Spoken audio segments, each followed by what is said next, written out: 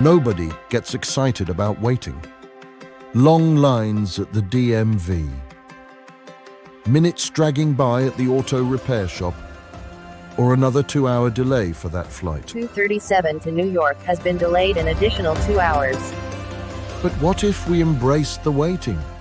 And what if God met us in the middle of it? Welcome to the waiting room. How to survive the in-between. Well, good morning, Great Lakes. I feel like y'all deserve some badge of honor. You did the deep work. You were in the trenches. You can tell who doesn't have a garage, who was shoveling their sidewalk or their car because they're wearing boots and bundled well. So thank you for making the effort to be here. That is not lost on us, that especially on a day like today, it's a big deal that you come join us. My name's Carson, if we haven't met, and we've been in this series together called Waiting Room, and today is kind of the grand finale of this series. And in order to celebrate, I thought we could do something special. I thought we could make the waiting room a little more comfy, because who doesn't love a cross-stitched pillow, right? I mean, when I think about cross-stitched pillows, I can't help but think about like my grandma's house.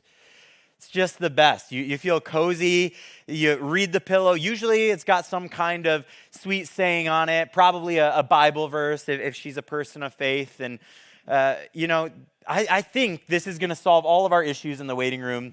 I think we'll feel cozy together.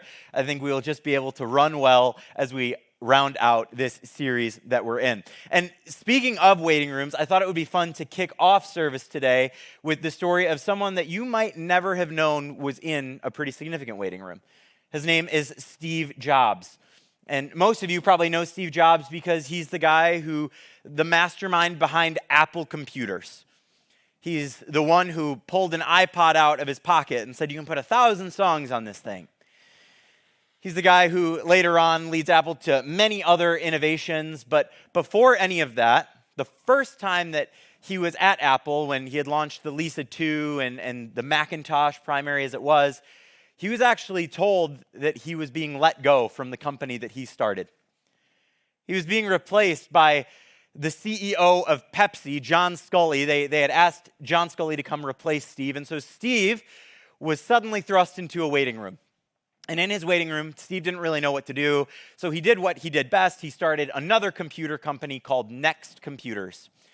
And while he was at Next Computers, he was contacted by a small animation studio called Pixar. And at the time, Pixar hadn't really done much, maybe a few shorts. They were looking for some tech that would help take them to the next level. And so Steve becomes an investor in Pixar. This is him sitting with some of the OGs at the organization. And under his leadership, Pixar produces a little feature film that you've maybe heard of called Toy Story. It changes animation, it changes movies forever. And after he has absorbed Next, has absorbed Pixar, Apple comes back and they say, you're doing some interesting things and we're ready to go back in your direction again. We like the influence you've had here. We want to buy Next Computers. Pixar goes, becomes its own thing, becomes the animation studio that has created dozens and dozens of movies that we love, and if you've had kids, you've seen many times. And Steve made use of his waiting room by kind of embracing it. And that's been the heart of this series. Over the last couple weeks, we have explored stories of several biblical giants who have been in waiting rooms. It's a guarantee of the Bible, this book that we've built our faith around. It's a guarantee that we will be asked to wait. And amazing people who have gone before us, real people, have sat in waiting rooms. Abraham was week 1, and we learned from Abraham that waiting isn't the enemy, it's the point. And his life was one of 25 years of waiting. God had told him he'd have a son, and he had to wait and wait and wait. And eventually God delivers on the promise. And then we talked in week 2 about King David. He was crowned king at the age of 12, but wasn't king until decades later. And David, in his waiting room, had that kind of Steve Jobs approach where he said, my waiting room is actually my training grounds. And so if you've missed those talks, I'd encourage you to go and catch up, because I really do believe it could be helpful for you. I know it's been helpful for me. My insider baseball here is that I preach on my weaknesses because I never run out of content. I think when I am talking to you, it's usually because I need it, and so I'm hoping it'll be helpful for you too. Now, week 3 it's got me fired up. I knew the whole time that I'd be preaching on this story for week 3, but it wasn't until recently, like in the last week, I've really delved back into the scripture, and I'm like, man, this story is so cool. And I'd just forgotten about how amazing it is. There's a guy named Daniel in the Bible, and he's a big deal, so much so that he gets his own book named after him. Not everybody in the Bible gets their own book named after him, but he writes a book called Daniel. And if you need to know what the bottom line is for today, if you need to know, hey, Carson, I just came to get one good piece of information and I'm going to tune out, that's fine. Here's what you need to know. If you can't change it, be changed by it. And we're going to dive into how Daniel did this throughout his story, but a little bit that you need to know starts in the first chapter of Daniel. Let's check it out together. In the 3rd year of King Jehoiakim's reign in Judah, King Nebuchadnezzar of Babylon came to Jerusalem and besieged it. Daniel lived in Jerusalem with a bunch of other people. And we read at the very beginning of Daniel's story, the city that he's living in is besieged by a city named Babylon. We're going to read a little bit more about that. And the Lord gave Nebuchadnezzar victory over King Jehoiakim of Judah and permitted him to take some of the sacred objects from the temple of God. Interesting. God allows this siege to happen. And Nebuchadnezzar took them, Daniel and all of his friends, those who lived in Jerusalem, back to the land of Babylonia and placed them in the treasure house of his God. Hard place to start for Daniel. He was probably loving his life.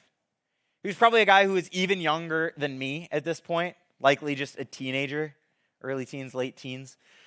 And him and all of the people he loved had grown accustomed to a certain lifestyle, and then God allowed a ruler to siege their city and put them into captivity.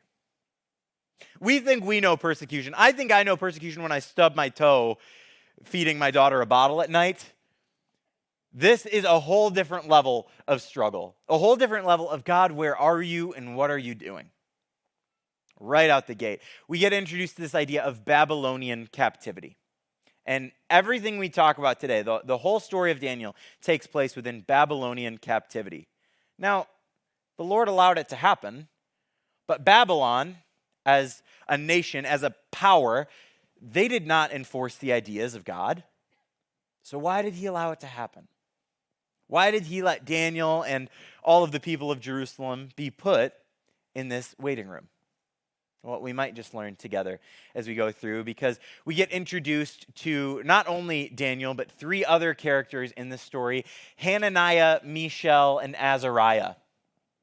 Man, the names are never dull, right? And the thing that you might not know is they get Babylonian names, and those names you might be more familiar with if you grew up in the church: Shadrach, Meshach, and Abednego.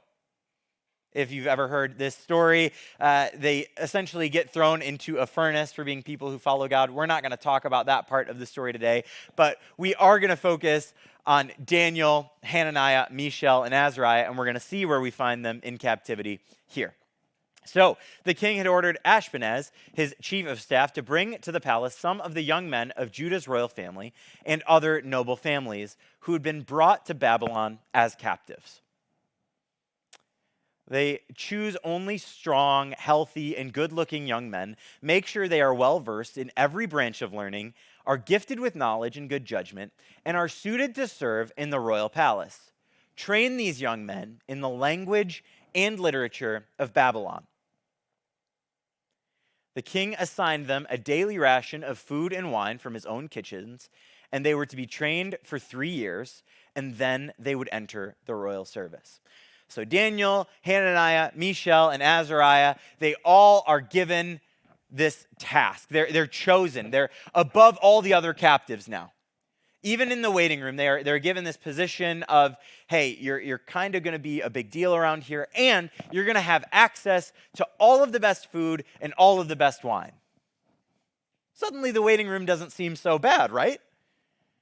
I mean, after all, if you and I were waiting to see the doctor and there was Ghirardelli chocolate, and if there was boar's head lunch meat, and if there was our control of the speaker, or if we got the remote to the TV, you could kick back.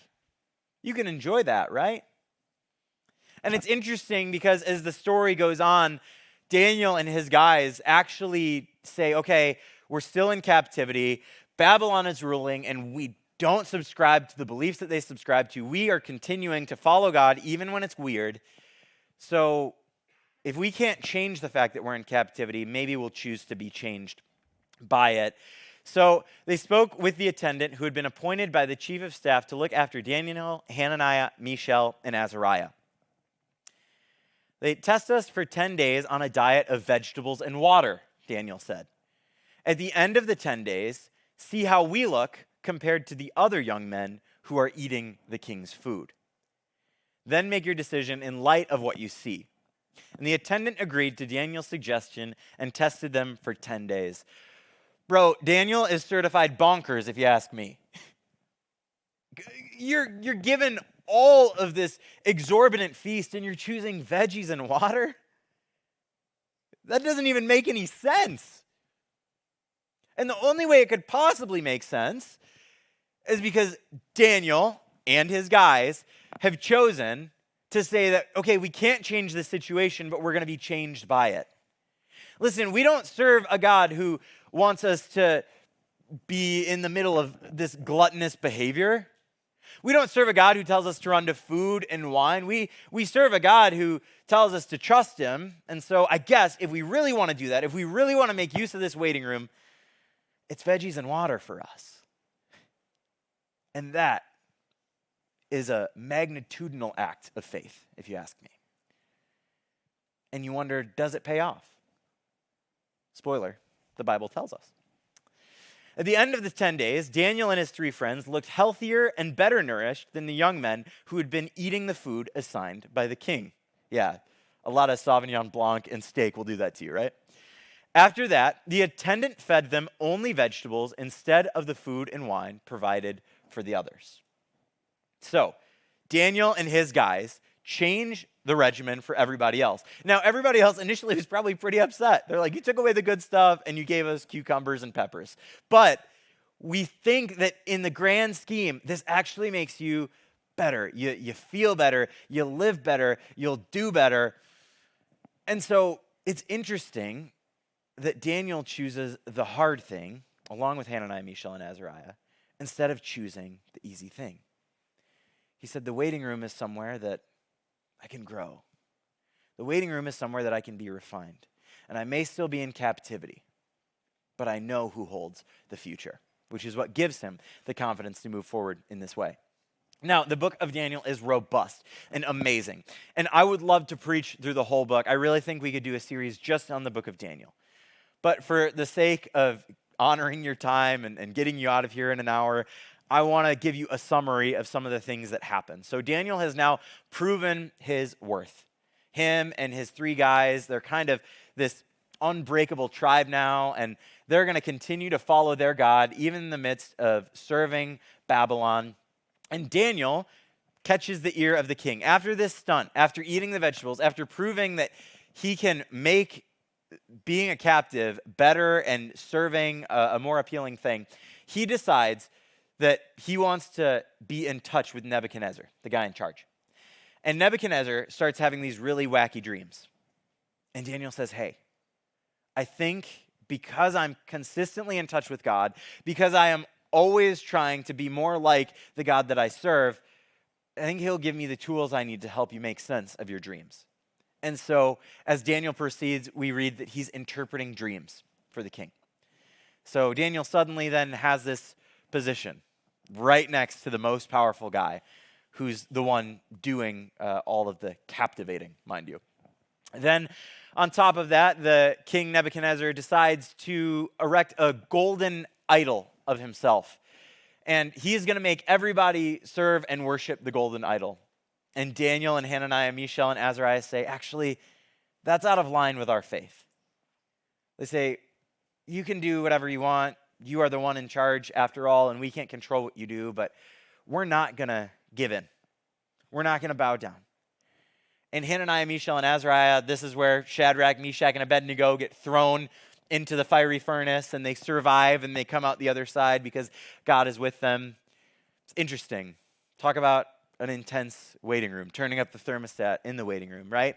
And then the story that people know Daniel best for happens several rulers later. Because Daniel didn't just serve under Nebuchadnezzar, Daniel served under 5 different Babylonian rulers. And he was liked by all of them, believe it or not. But there were consequences sometimes. Like when Darius the Mede begins to rule, and Darius declares and he mandates that everybody must pray to him and not pray to their own God. And Daniel says, no, I'm still in the waiting room. This is still Babylonian captivity. I know it's been quite a few years, but I'm only going to pray to my God, and I'm going to pray to my God proudly regardless. And the story of Daniel in the lion's den gets inserted here. Daniel suddenly is thrown into a den of lions. God tames the lions. He quiets the lions. Daniel is still in there quite a while, but he survives and again emerges on the other side. Daniel specifically, yes, Hananiah, Mishael, and Azariah as well, but Daniel especially is given this unique favor from God through the whole book. In a waiting room in captivity, God is saying, okay, whether it is Nebuchadnezzar or Belshazzar or Darius the Mede or King Cyrus, I am going to be with you. I promise you that the waiting will be worth it. And when we look at Daniel's story, it's easy to pick out all the highlights and go, yeah, God was there. God was there. Yes, it's duh. Yes, so I should turn around, I should drop everything, and I should submit to God today, and it's so easy and clear to see. But we forget that this was 70 years of Daniel's life. Practically his whole life. And the cool thing about this story is that at the end we do see that Daniel gets to lead his people as Babylon topples and Jerusalem is established once again. Daniel gets to lead all his people back to Jerusalem. But again, it was 70 years later. And this is exactly why I so often take issue with cross-stitched pillows. Because there's a lot of verses that we love that can go on cross-stitched pillows. Jeremiah 29:11, for I know the plans I have for you, declares the Lord, plans to give you a hope and a future, never to harm you. It's a beautiful verse. Maybe Philippians 4:13, I can do all things through Christ who strengthens me. But the danger of a cross-stitched pillow, the danger of a faith that lives in this neat little box or this neat little bottle is that we miss the full picture of it. Because suddenly you're going through hard things and you're going, God, I thought you had a plan for my life. Jeremiah 29:11 said so. And that's why here at Great Lakes and any good church that teaches the Bible should help you understand the context of the verse beyond the cross-stitched pillow. Because when you put the verse alone, it's this fancy, annoying scholarly word called eisegesis. You are isolating the scripture. You're saying, this is all I need to know right here. But hopefully, if we do our job right, we do what's called exegesis. We zoom out. We say, in the scope of everything, there's 70 years that Daniel was living in captivity. So how do we find the full story? In the spirit of zooming out, I thought we could play a little game just to keep you engaged, tracking with me this morning, because this is going to give us the reason why we zoom out. I think the first one is easy. I'm going to show you a picture, and you're going to tell me if you can figure out what it is. So based on this picture, can you tell what this is supposed to be?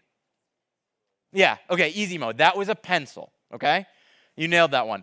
This next one, there's a chance. I'm hoping if your brains are on, you'll get this next one, okay? Second one, what do we think this is?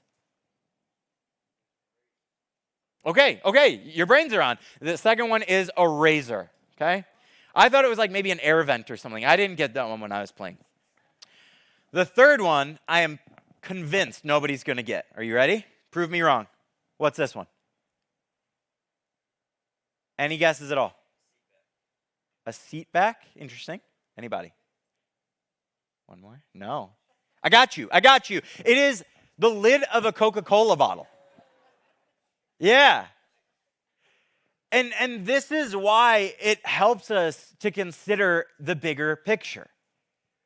Because when you are at such a micro level, trying to make sense of the whole story, right, there's no way you can arrive at the fact that That is the metal lid of an old Coke bottle. And so when we teach here, when I'm talking about Daniel today and I'm saying the 70 years matters, it's because it gives weight. It actually totally enriches the Jeremiah 29:11 on the cross-stitch pillow. For I know the plans I have for you, declares the Lord, plans to give you a hope and a future. Because the thing that we forget about the waiting room is that sometimes God can make a promise, but it can also mean there's a whole lot of other stuff that comes with it. And we forget about the other stuff, and we focus on the good, we focus on the beauty, we focus on the light at the end of the tunnel, and that's good. That's hope. And as Andy Dufresne says in Shawshank Redemption, hope is a good thing, and hope never dies. But when we look at the full picture, it helps make the waiting room more bearable. Come with me to Jeremiah as we start to contextualize a little bit of Jeremiah 29:11. So there was a letter written from Jerusalem to the elders, priests, prophets, and all the people who had been exiled to Babylon by King Nebuchadnezzar. This is the same timeline as Daniel, okay?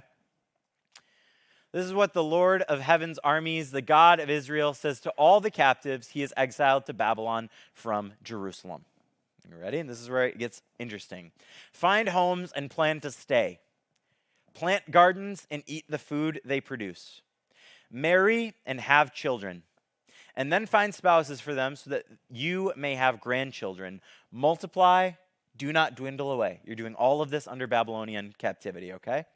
And work for the peace and prosperity of the city where I sent you into exile. Pray to the Lord for it, for its welfare will determine your welfare. This is bananas to me. That Jeremiah the prophet writes all this, direct words from God. And God is saying, yes, captivity is coming. It's a sure thing. And remember, we read earlier in the beginning of Daniel that the Lord gave victory to Nebuchadnezzar, which is interesting, right? So God's not sitting idly by. It's all part of the plan. And he's saying, I want you to work for the peace and prosperity of Babylon. What about the God I like that's like, hey, justice, and you get what you have coming, and I'm going to smite somebody? That's not what he says. He says, you will be in Babylon for 70 years, but then I will come and do for you all the good things I have promised, and I will bring you home again. And here's the kicker. For I know the plans I have for you, says the Lord. They are plans for good and not for disaster, to give you a future and a hope. Is anyone's mind blown by that? That literally the verse before, God says you're going to be in captivity for 70 years. And yet, I still know the plans I have for you. In those days, when you pray, I will listen. This is how he rounds it out. He says, look for me wholehearted. You will find me, and I will be found by you, says the Lord. He doubles down. His final promise. The end of your captivity, I will restore your fortunes. I will gather you out of the nations where I sent you, and I will bring you home again to your own land. Daniel was in the middle of all of this, practically his whole life. And he still chose to eat vegetables. And he still chose to not bow down to a golden idol. And he still chose to pray proudly, even when it meant being thrown into a lion's den. And in all of it, he found favor with the rulers of the time because he said, I know God has good plans. And I know it's more than a cross-stitch pillow. I can't change it, he said, but I'm going to be changed by it. And that's heavy stuff to sit with. I think especially if you feel like it's been 70 years for you. And I don't blame you.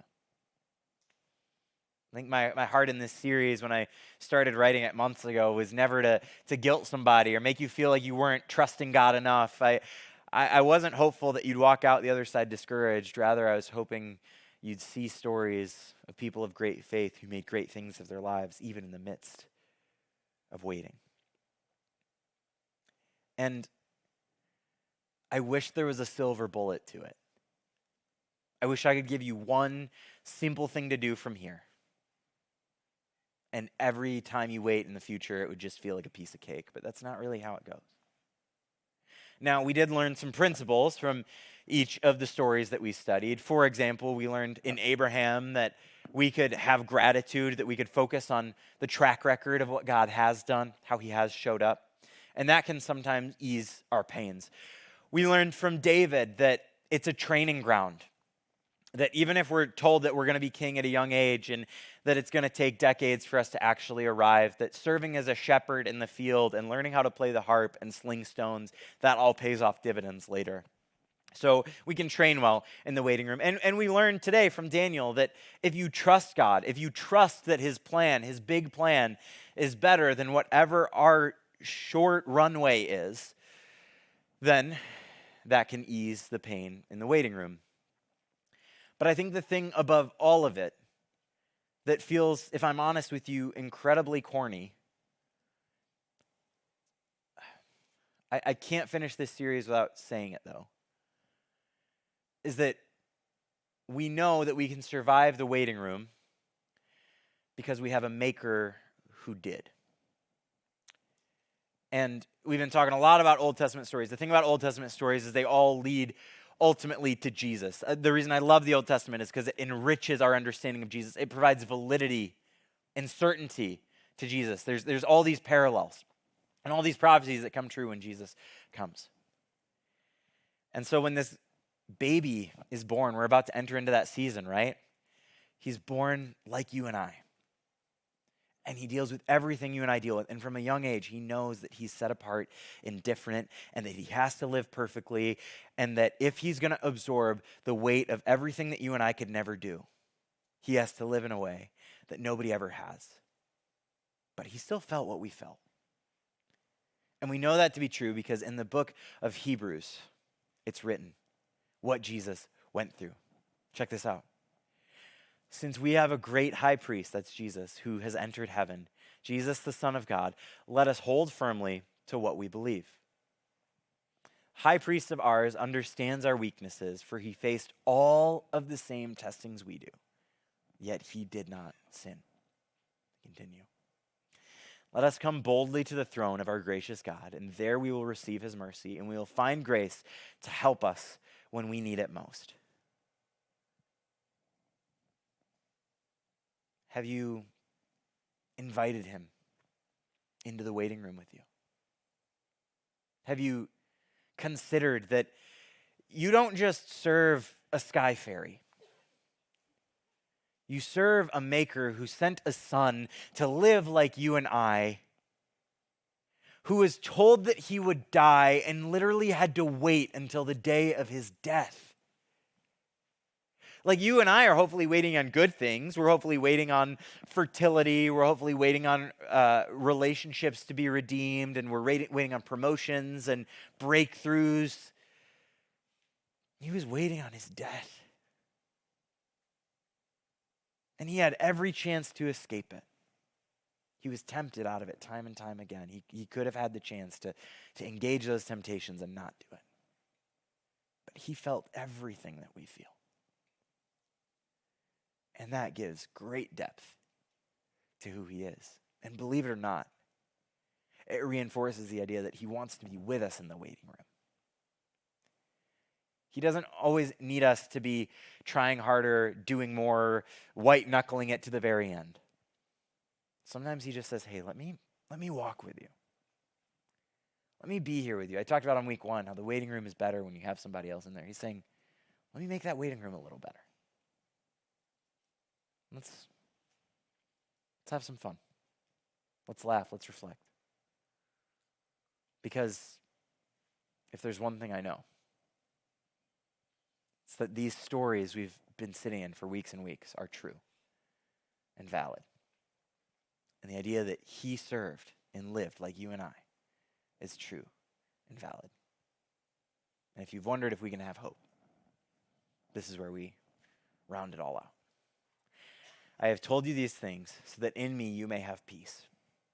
In this world you will have trouble, but take heart. I have overcome the world. You will have miscarriage, and you'll keep waiting. you'll have your dad pass away in a way that you totally didn't expect. And you will go to the doctor one day thinking you have a cough and it's lung cancer. But take heart. He says, you're not in that waiting room alone. I promise you the plans I have are good. And when you're zoomed in, it's really hard to see. But if you zoom out, I promise I will make it all work together for something beautiful. And it's okay if it's hard to believe. I was racking my brain trying to figure out how to end a series like this. We've been building and building and building. And I thought there is no perfect string of words that will make it all feel better or easy. But I think sometimes I use music as a tool to try and not only hear from God, but speak the things to him that are hard for me to say. And sometimes I feel like I need to sing those things and I need to be all in. And if my heart's not in it, then it doesn't work. But sometimes God says, hey, just sit and be with me. King David played the harp because it honored God. And sometimes we can listen to music and it honors God. And so today our teams are going to come out and they're going to play a song that you have never heard before. It's called Highlands. And the lyrics of this song, I think, perfectly encapsulate what it means to sit in a waiting room, to find God and to trust him. And the lyric that I ruminate on most from this song is, I will praise you on the mountain. Maybe when I've left that waiting room, maybe when I'm on the other side of the thing I'm struggling with. But I will praise you when the mountain's in my way. When I'm trusting that you're going to deliver, when I'm trusting that you're going to write a beautiful story, because I can only see this much of it. God, I will wait on you. And you will do what you promise you will do.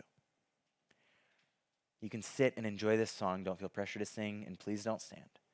I'll be back out to pray once our band is done.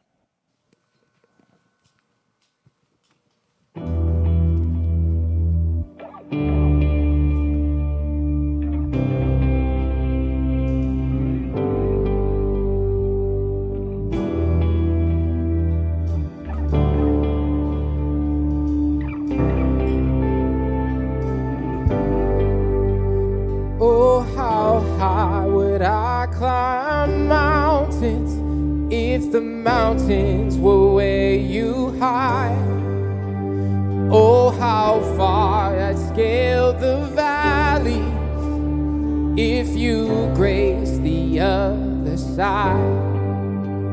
Oh, how long have I chased rivers from lowly seas to where they rise, against the rush of grace descending from the source of its supply. 'Cause in the highlands and the heartache, you're neither more or less inclined.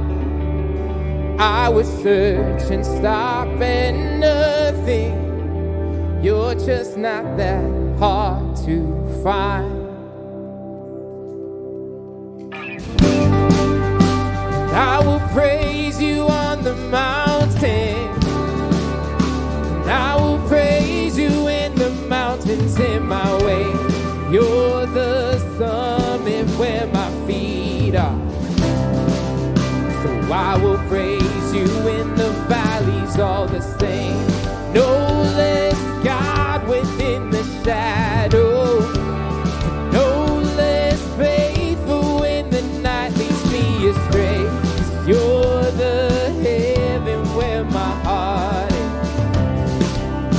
and the highlands and the heartache are the same.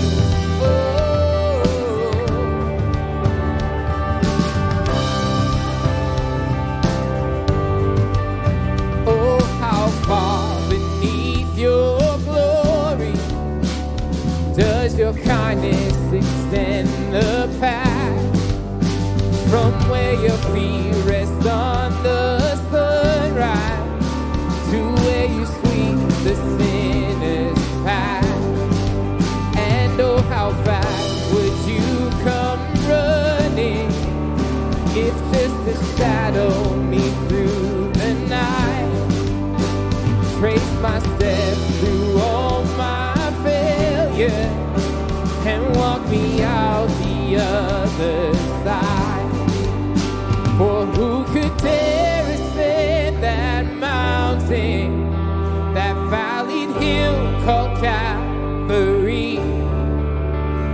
for the one I call Good Shepherd, who like a lamb was slain for me.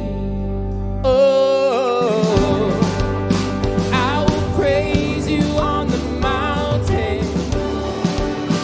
I will praise you in the mountains in my way.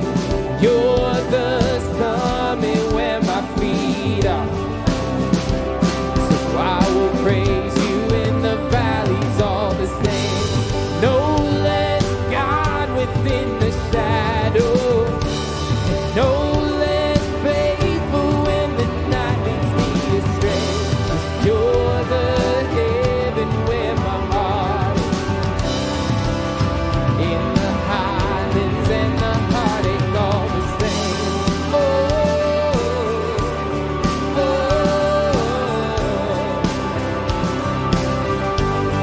whatever I walk through, wherever I am, they can move mountains wherever I stand.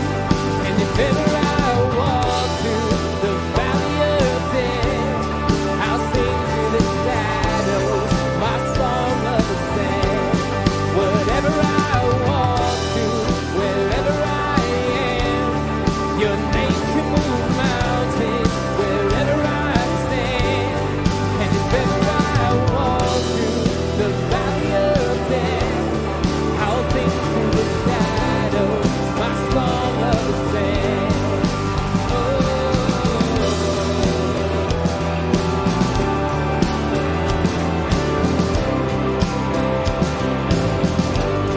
my song of ascent.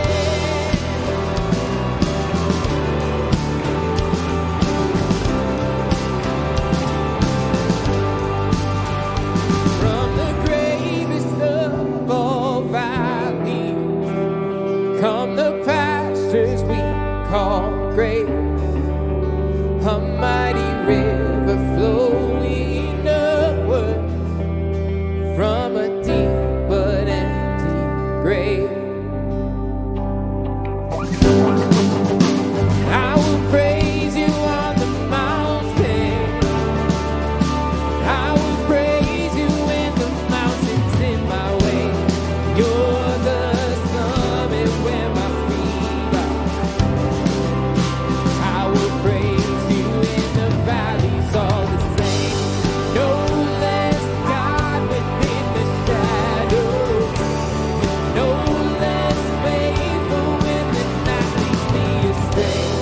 You're the heaven where my heart is. In the highlands and the heart is all the same.